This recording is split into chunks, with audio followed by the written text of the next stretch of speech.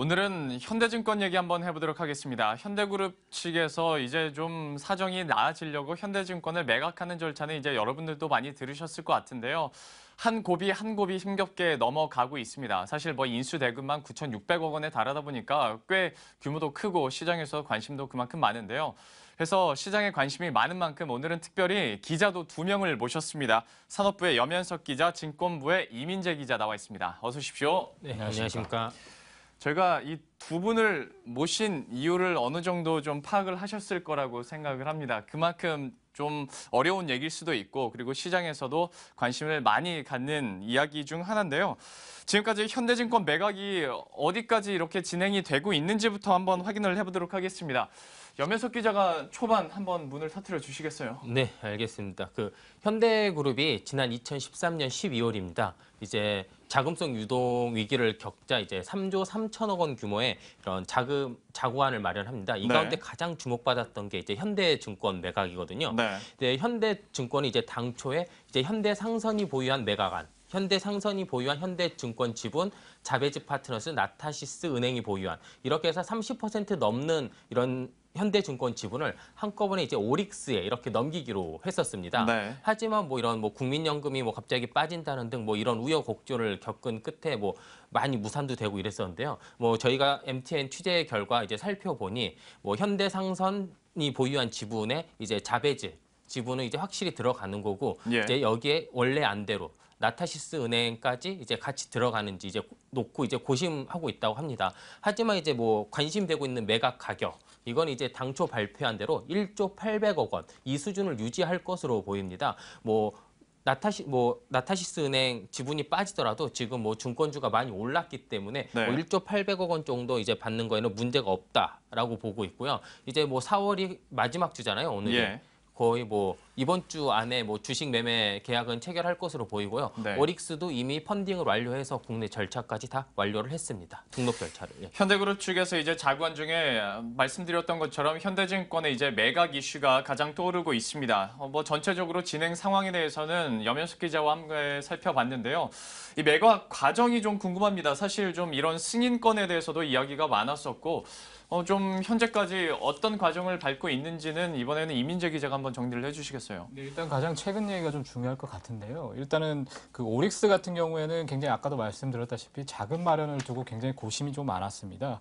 그리고 또 아무래도 중요한 옵션이 좀 2개가 있는데 하나는 이제 현대그룹이 오릭스한테 팔지만 다시 되사는 옵션이 있고 또 하나는 이제 자베즈 파트너스와 이제 TRS 계약이라는 이 문제가 있는데요. TRS라는 것은 이제 주식 매입자가 투자에 따른 수익과 위험을 이제 소유자와 분리해서 갖는 대신에 이제 이자 수익을 얻는 일종의 파생 거래거든요. 그러니까 소위 말해서 팔아놓고도 다시 또 이제 관계를 갖는 좀 이상한 거래라고 볼 수가 있습니다. 그래서 이런 것 때문에 사실 금융당국에서도 이걸 승인을 해주겠냐라는 얘기가 이전엔 있었는데 현재 상황 그러면 해결이 되는 일단은 건가요? 계속해서 이제 그거가 놓고 오릭스는 자신이 있다. 그리고 이제 금융투자업계에서는 조금 문제가 있는 거 아니냐 계속 지적을 해왔었는데 그보다 앞서 사실 이제 오릭스가 가장 큰 문제가 이러한 문제들 때문에 인수대금을 마련하는 데 있어서 조금 이제 부담감이 있었거든요. 그래서 아까도 국민연금 빠진 문제가 나왔었는데 다행히 하나대투라든지 한국투자증권이라든지 우리은행 같은 경우 이제 투자하기를 결정하면서 일종의 오릭스가 이제 구분응선을 넘은 셈이거든요. 그 후로 이제 이러한 옵션 문제를 해결하기 위해서 각각의 펀드를 만들어서 이제 현대증권 지분을 나눠서 이제 인수하는 그런 진행 방법을 이제 하고 있는데요. 대표적으로 이제 저희가 취재한 결과에서도 나왔지만 이제 오릭스 아래에 일종의 자회사 형태로 법인을 나눠서 지분을 인수하는데 문제는 지금은 펀드가 이제 2개로 나눠져서 인수가 되는 과정이지만 추가로 더 이거를 만들 수 있는 것도 나올 수 있기 때문에 향후에 현대증권의 어떤 지분 구조라든지 이런 것들을 좀 살펴보면 좋을 것 같다는 생각이 들고요.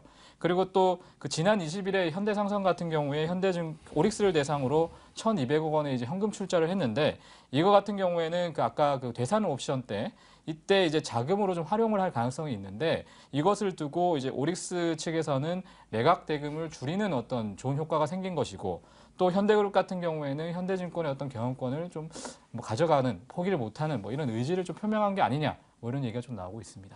사실 TRS 계약이라는 건 뭐 사실 정상적이라고 그리고 자연스럽다고 보기에는 역시 좀 문제가 있어 보이긴 합니다만은 그래도 어느 정도 이런 매각 절차에 대해서 오릭스 측에서도 좀 자신감을 계속 내비치고 있는 상황입니다.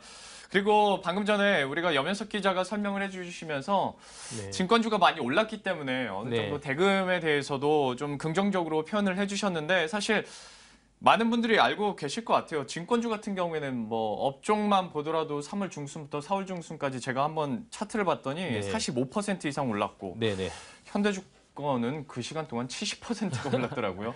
뭐 당연히 이런 매각 시기에 대해서는 참 지금이 좋다라는 느낌은 드는데 네. 현대증권 그리고 현대그룹 측에서는 또 어떻게 생각할지 궁금하네요. 네, 맞습니다. 이게 자체가 지금 증권주가 뭐 저금리나 뭐 이렇게 외국에서도 이제 해외 자본이 많이 유입되다 보니까 이렇게 갑자기 급성장이라고 해야 되나? 아니면 갑자기 이렇게 올라간 효과가 좀 있잖아요.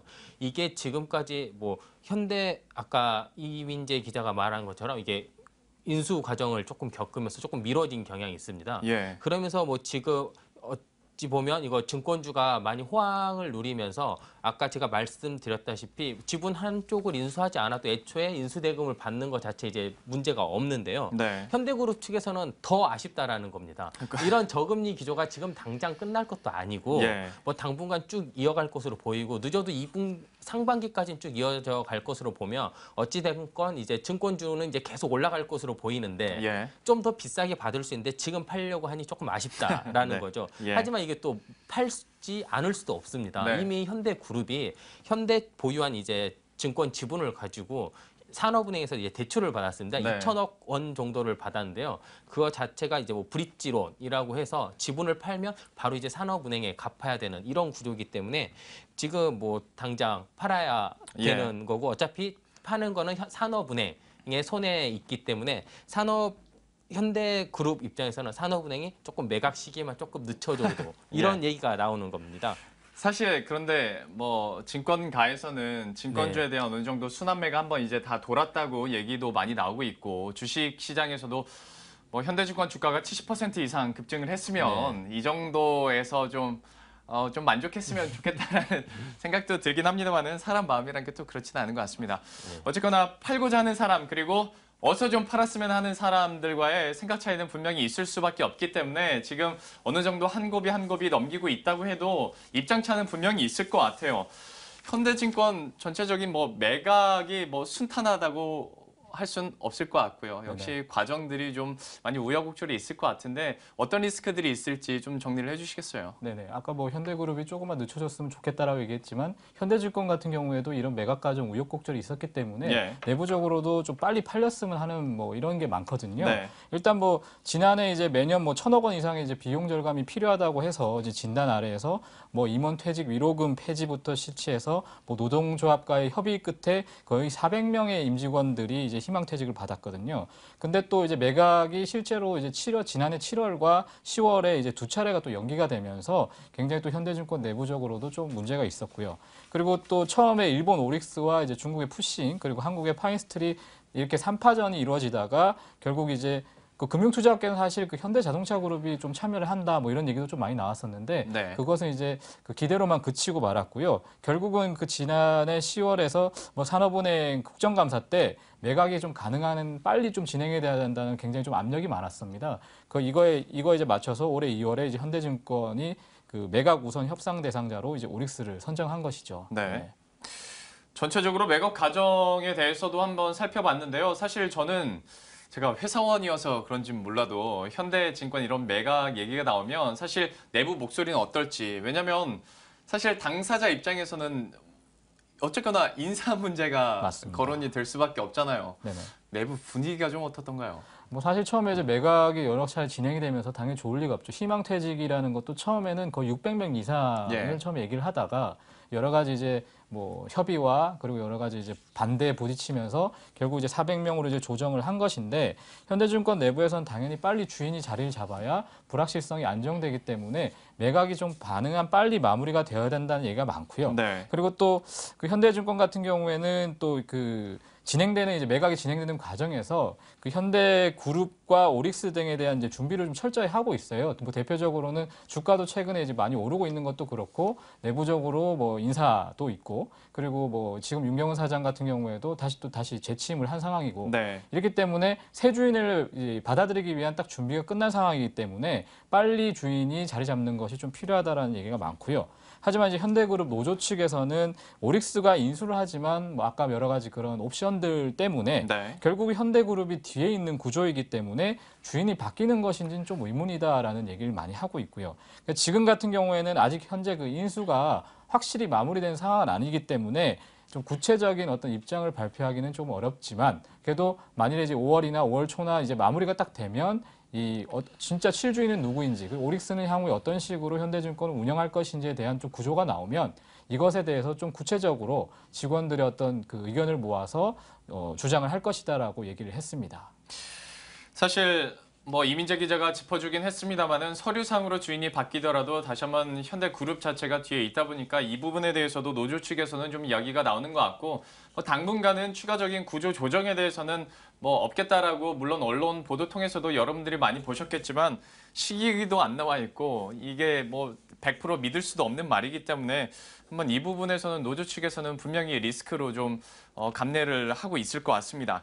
자, 이렇게 현대증권 매각에 대해서 저희가 좀 집중적으로 살펴봤는데 사실 뭐 현대그룹 측에서 자구안을 가지고 이거 하나만 믿고 가진 않을 것 같고 네. 이외에도 다른 대안들이 있을 것 같은데 네, 간단하게 맞습니다. 다른 대안들이 있다면 좀 정리를 해주시겠어요? 네, 2013년 12월 현대그룹이 3조 3천억 원 규모의 자구안을 마련합니다.